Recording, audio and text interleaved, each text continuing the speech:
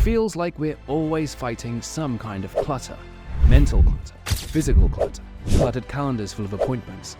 Everywhere you look, there is a not insignificant amount of disorganization that stresses us out and prevents us from getting things done.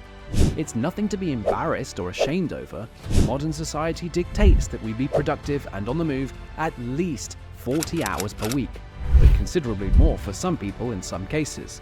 As more responsibilities get lumped onto you, the previous ones go on a notepad somewhere or on an already crowded calendar, only to stress you out even more every time you remember it's there. It's possible to overcome clutter and disorganization, but it's harder for us now than it has been for any previous generation. We weren't necessarily set up for success in this regard. I've been working on getting organized to improve my own workflow, but I've discovered that the true issue isn't with this initial process. It's staying organized that's hard. Let's talk about it. So, what did I mean by not being set up for success? Well, before we started going to school, how did we learn? Who was responsible for teaching us the basics of how to manage ourselves and deal with the world around us? Our parents. Think about your parents. Did they have smartphones? How do they use them? When was the last time they used a computer? Depending on their age, their relationship with technology is either moderately or completely different from yours.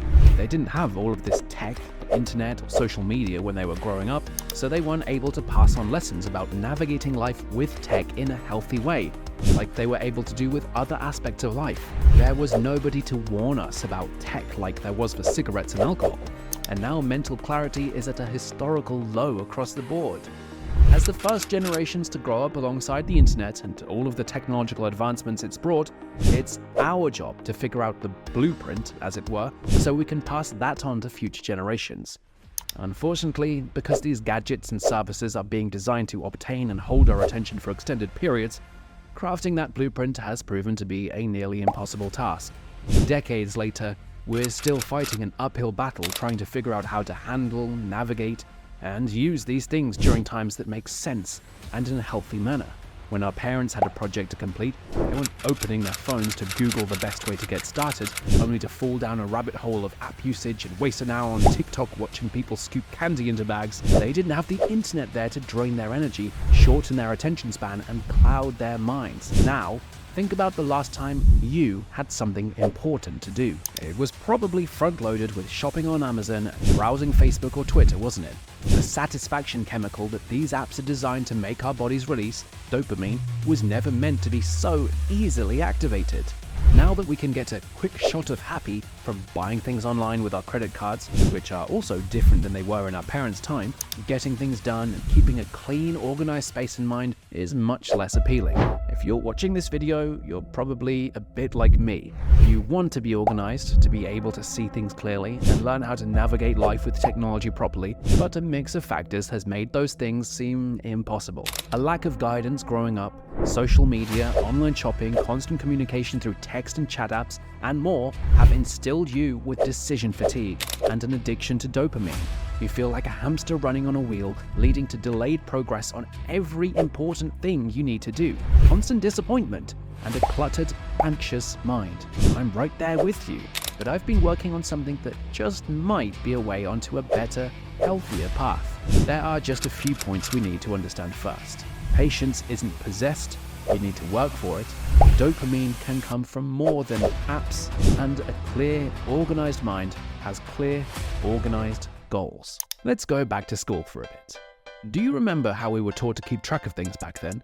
We had book bags, agendas, notebooks, binders, and folders that were color-coded.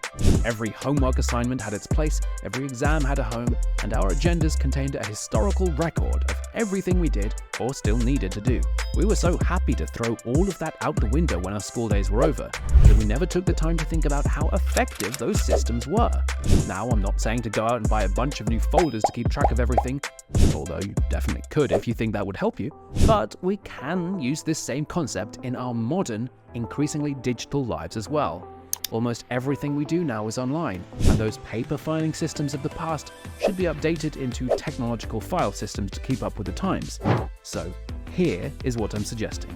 Just like your agenda was your second brain in your school days, we can rewire our brains to use tech as our second brains in adulthood. But hey, you just said my phone was the problem. How can it be helpful when it got me here in the first place? It's true that technology got us here in the first place, but there are ways to make it work for us rather than the other way round. Outside of good old-fashioned willpower, the majority of phones have parental controls and other ways to limit or block certain apps outright, as well as screen time settings that will keep our unnecessary phone usage to a minimum. Going through the gadgets you use and optimizing these settings for your needs is going to be the first step on your organization journey. I'd recommend ditching social media in its entirety, but that can be too difficult for some people. After that, it's time for something really important: setting clear goals and priorities. Part of the reason we're so susceptible to the whims of tech is that many of us are just working on things as they come up. We don't have any structure or timelines, only deadlines that we put off till they're knocking on our doors. Taking the time to properly set goals and priorities is the best way to combat this. If cleaning your workspace all at once seems too stressful, schedule it out to be completed over the course of several days while you make time for other things in between. The important thing is that it gets done on a timeline that works for you, not how long it actually takes. This might not be true for all of your goals, but let's start with the baby steps. With all of your goals charted out, pick one place to use as your second brain. Apps like Todoist, Evernote, and Trello are effective for different people in different situations, but there are literally hundreds of different services that can help you get organized. Find what works for you and stick with it. Getting on track can be a long, difficult process, but keep that first point in mind at all times. Patience isn't possessed, you need to work for it. It will be so worth the effort, and not just for our own success.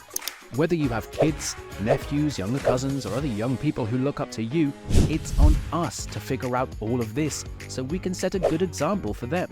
We can create the blueprint that helps the next generation stay organized and find success in a world that will no doubt be even more technologically advanced than it is right now.